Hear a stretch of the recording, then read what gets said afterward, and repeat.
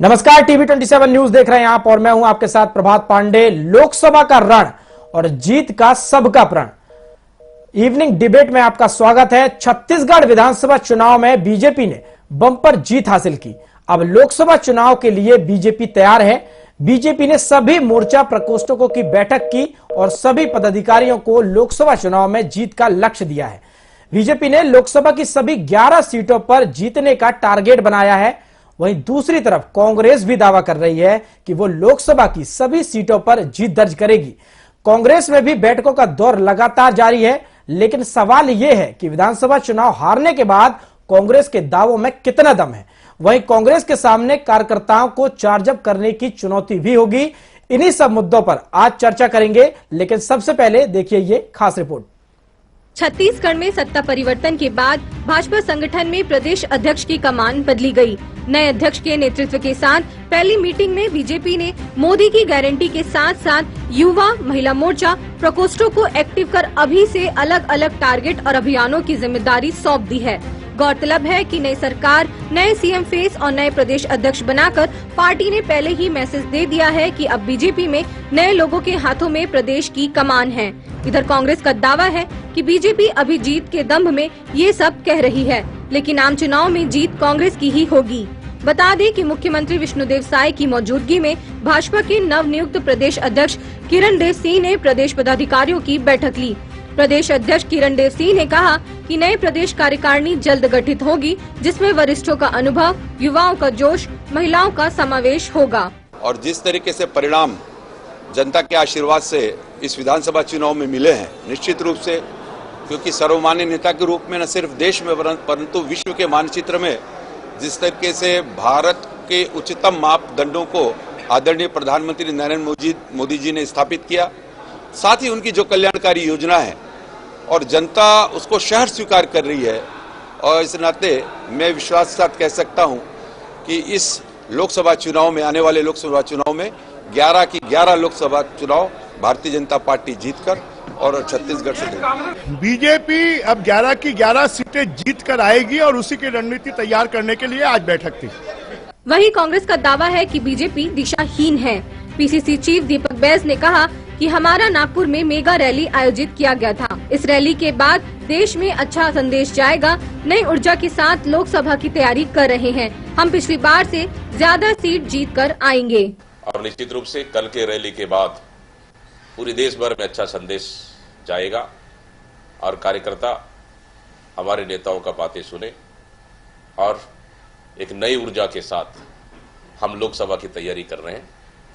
और छत्तीसगढ़ में पिछले चुनाव की तुलना में इस समय लोकसभा की हम ज्यादा सीट जीत कर आएंगे। बहरहाल नई सरकार बनने और नए अध्यक्ष के साथ बीजेपी प्रदेश संगठन की ये पहली बड़ी बैठक थी, जिसमें सीएम समेत सभी वरिष्ठ नेता मौजूद थे। पार्टी ने 2024 में पार्टी की जीत के लिए टारगेट और रूट मैप दोनों पर बात की है। अब सवाल ये है कि दावे से इतर बीजेपी के इस ठोस प्लानिंग के सामने कांग्रेस के पास क्या कोई ठोस रणनीति है। टीवी 27 न्यूज के लिए हिमांशु पटेल की रिपोर्ट। और इसी विषय पर चर्चा के लिए आज हमारे साथ कुछ खास मेहमान भी जुड़ गए हैं, उनसे आपका परिचय करा दें। हमारे साथ बीजेपी से डॉक्टर किरण बघेल जुड़ गई हैं। आपका स्वागत है किरण जी। हमारे साथ कांग्रेस से ऋषभ चंद्राकर जुड़ गए हैं। आपका भी बहुत बहुत स्वागत है ऋषभ जी। और आशीष तिवारी हमारे साथ वरिष्ठ पत्रकार जुड़ गए हैं। आपका भी बहुत बहुत स्वागत है। चर्चा की शुरुआत में डॉक्टर किरण बघेल जी आपसे शुरू करूंगा। आप बीजेपी ने विधानसभा चुनाव में कहीं ना कहीं एक बड़ी जीत दर्ज करी है। जो मौजूदा सरकार थी कांग्रेस की, उसको उखाड़ फेंका और अब सीधे लोकसभा की तैयारियां चल रही हैं। लोकसभा की तैयारियों को लेकर बीजेपी की क्या कुछ स्ट्रेटेजी रहने वाली है इस बार?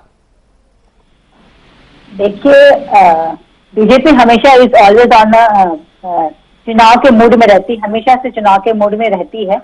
कभी हम किसी भी चुनाव को छोटा या बड़ा नहीं मानते।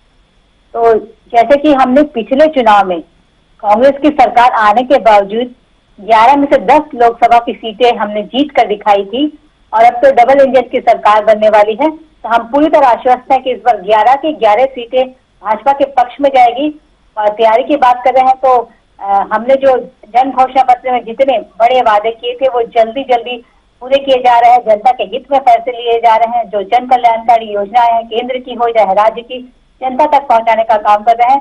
तो मुझे लगता है जनता जनार्दन है, और जिस तरह कांग्रेस की भ्रष्टाचार सरकार को छत्तीसगढ़ से फेंकी है और घमंडिया जो इंडिया गठबंधन है, मुझे लगता है वहाँ केंद्र में भी छत्तीसगढ़ की जनता करारा जवाब देगी और पुनः कमल खिलेगी और 11 के 11 लोकसभा सीट में हम विजयी होंगे। बिल्कुल, मैं ऋषभ चंद्राकर जी के पास जाना चाहता हूं, कांग्रेस से हमारे साथ जुड़े हुए हैं।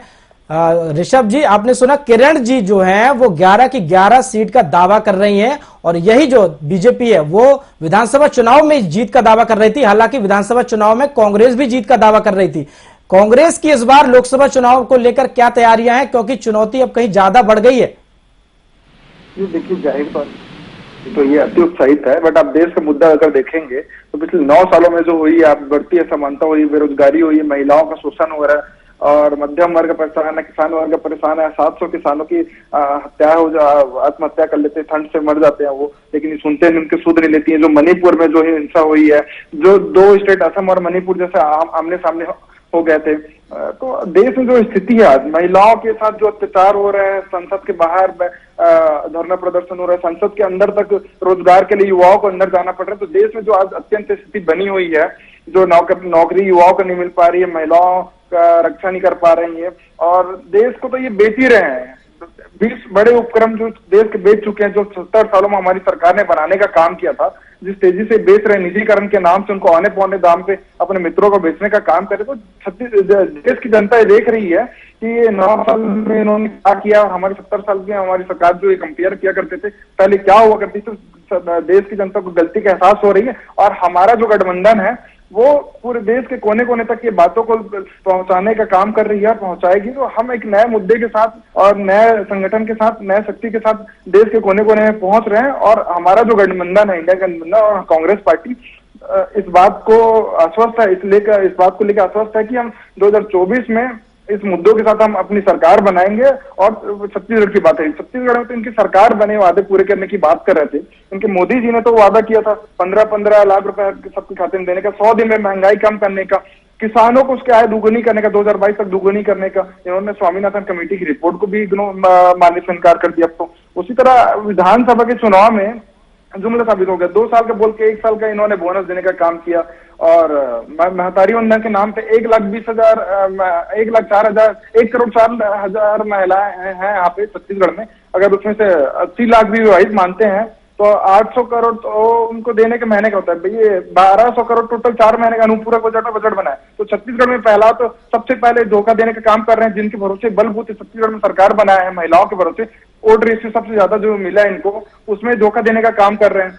तो छत्तीसगढ़ की जनता सारी देख रही है सारी चीजें। 3100 रुपए की बात करते हैं, सिर्फ टीवी पे बात कर रहे हैं, अभी तक उसके लिए बजट बनाने का काम नहीं किया छत्तीसगढ़ में भी देखा जाए तो इन्होंने सिर्फ टीवी पे बात कर रहे हैं।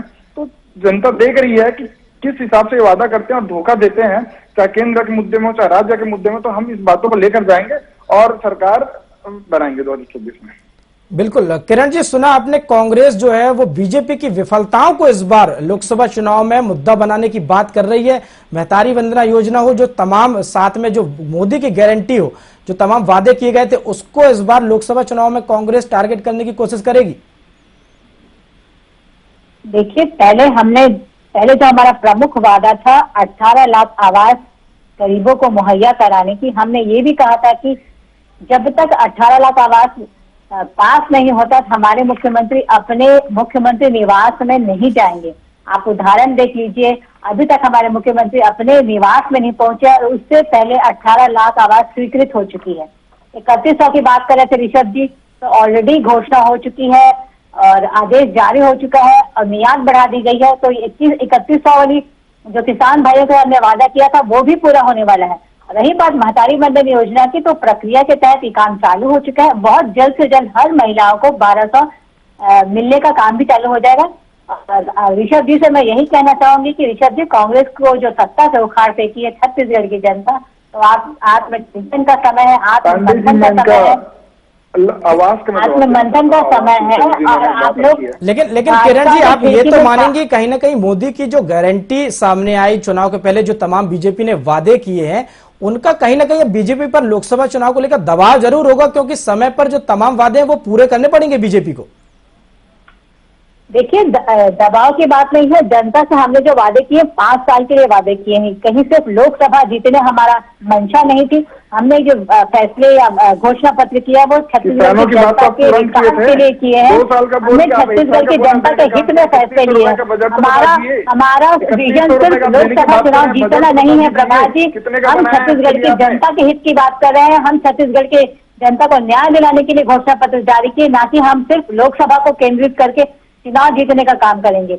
मुझे लगता है छत्तीसगढ़ की जनता बहुत समझदार है। 15 साल उन्होंने छत्तीसगढ़ की विकास की गंगा बहाने का काम भाजपा को सौंपा है, पुनः 5 साल बाद फिर सत्ता पे बिठाया है।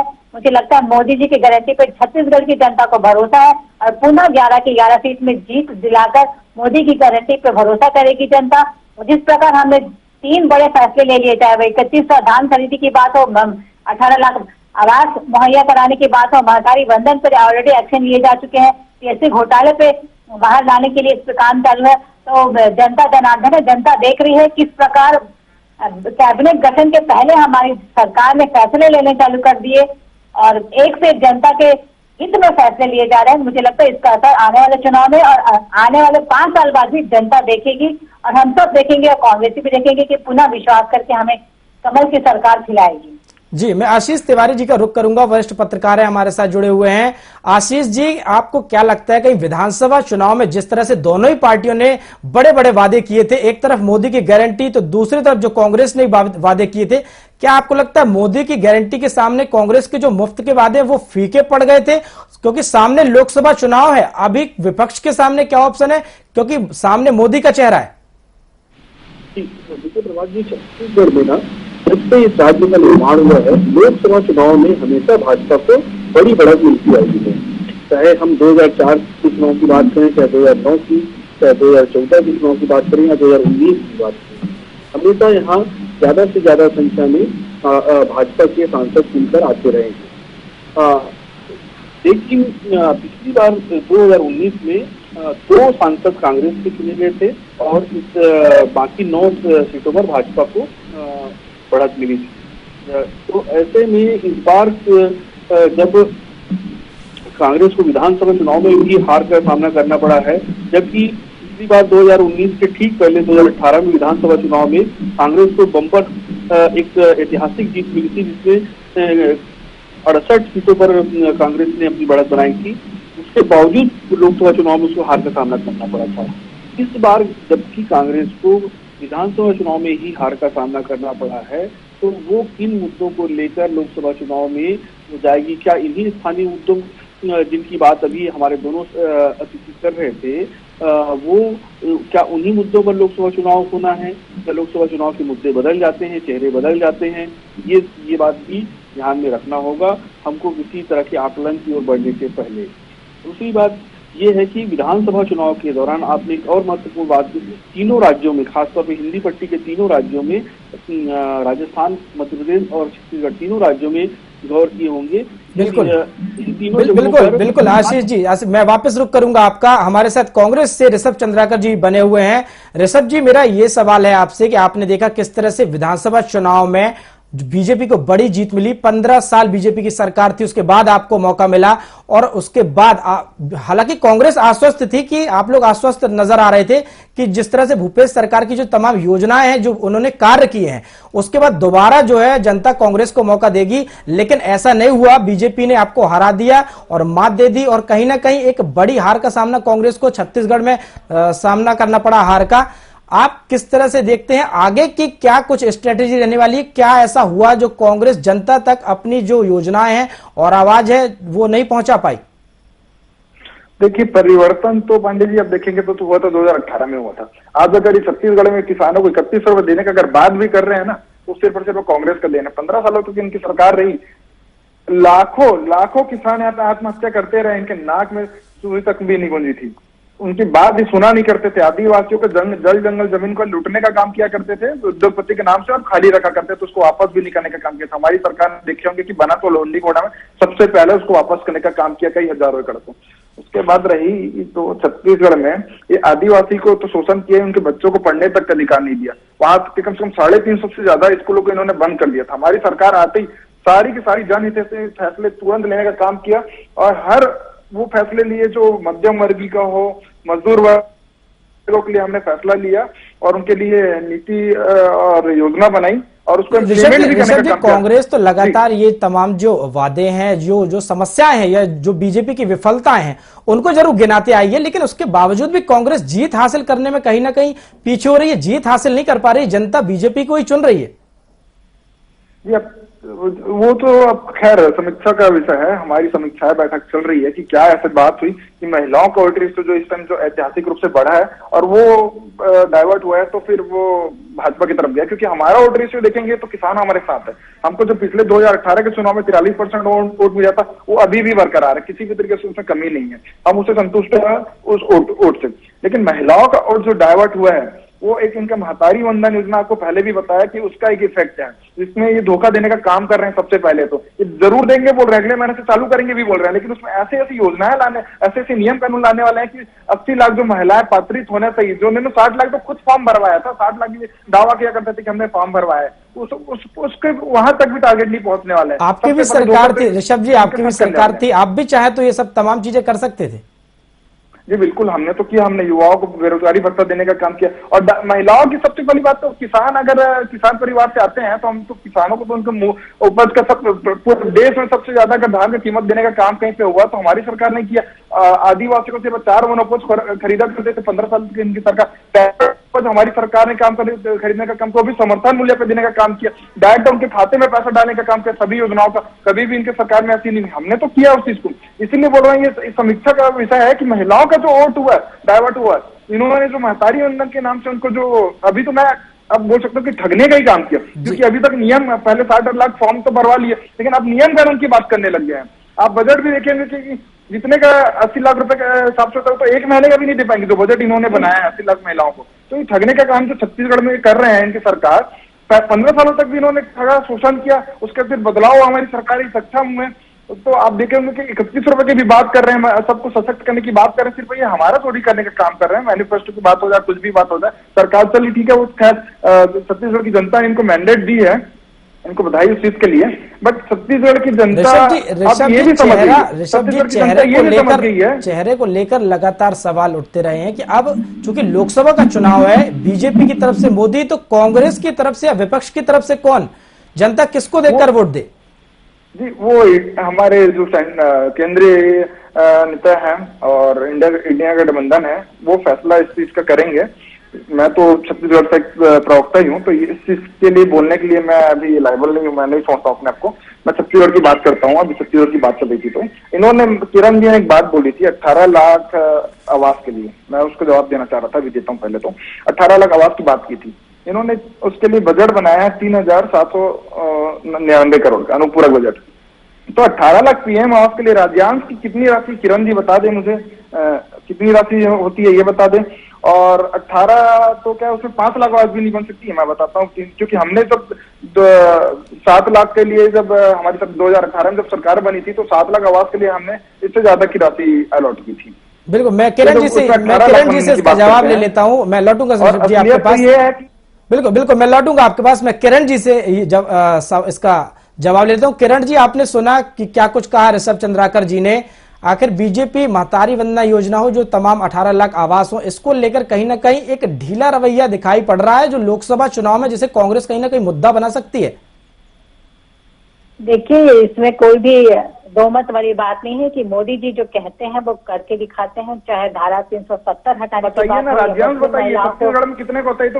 मुस्लिम महिलाओं को तलाक से आजादी की बात हो या घर घर शौचालय निर्माण की बात हो, मोदी जी ने जो भी कहा है वो करके दिखाया। तो पेट दर्द कांग्रेसियों के पेट में दर्द इसलिए हो रहा है कि इतने जल्दी एक्शन मोड में बीजेपी है कि पहले से घबराए हुए हैं। विधानसभा में तो इनको मुंह की खानी पड़ी, अब इनको डर है कहीं लोकसभा में भी कहीं इनको मुंह की मत खाने पड़े, तो ऊर जुलूम बयान देने के लिए ये बाधित हो रहे हैं कांग्रेस। अरे भाई, जब 18 लाख आवास हमने स्वीकृत करा दिया है, ऋषभ जी सुनने की आदत डालिए। ऋषभ जी, 5 साल जनता ने आपको मौका दिया था जनता की सेवा करने का, आपने सिर्फ छत्तीसगढ़ महतारी को लूटने का काम किया है। 2000 शराब घोटाला, 2000 करोड़ का शराब घोटाला, महिलाओं को ठगने का काम ऋषभ जी आप लोग ने किया है। यूपीएससी घोटाले, आपने छत्तीसगढ़ के युवाओं का सपना तोड़ने का काम किया है, आपने सपने कुचलने का काम किया है। अरे ऋषभ जी, 1 महीना होने दीजिए, देखिए किस प्रकार हर गरीब का सपना पूरा होता है, हर गरीब के सर पे छत अवेलेबल होगा। ऋषभ जी 1 महीने रुक जाइए। चलेगा, आप अभी तक मेरा जवाब नहीं दे पा रहे हैं, आप अभी तक जवाब नहीं दे पा रहे हैं, बताइए ना। आंकड़े की बात करें, जब 18 लाख, तो ऋषभ जी आपने भी क्यों स्वीकृत कराई? अगर आपको आंकड़े की इतनी जानकारी है तो आपकी सरकार ने स्वीकृत क्यों नहीं कराई? ऋषभ जी, आप इतने अपडेटेड रहते तो क्या कारण है कि आपकी सरकार ने 18 लाख आवाज, 11 लाख आवाज भेज दिया? इतने आंकड़े के परफेक्ट है आप, किस प्रकार? बिल्कुल बिल्कुल बिल्कुल, आप दोनों के अपने अपने दावे हैं, मैं दोनों को आपको रोकना चाहूंगा। हमारे साथ वरिष्ठ पत्रकार आशीष तिवारी जी भी बने हुए हैं, मैं उनके पास उनका रुख करूंगा। आशीष जी, दोनों ही पार्टी इस बार जो है वो दावा कर रही है कि जो छत्तीसगढ़ की 11 सीटें हैं लोकसभा की, वो दोनों ही पार्टी जीतेंगी। हमने देखा कि विधानसभा चुनाव में भी दोनों पार्टी जो जीत का दावा कर रही थी, लेकिन कहीं ना कहीं कांग्रेस को हार का सामना करना पड़ा। ऐसे में कांग्रेस के लिए एक तरह से हम कहें तो डबल मुसीबत है, मुश्किलें काफी बड़ी हुई है। आपको क्या लगता है, विपक्ष और कांग्रेस की राह कितनी आसान होने वाली है इस लोकसभा चुनाव में? लोकसभा चुनाव बदल जाते हैं, जो विधानसभा में वोट आती है और जो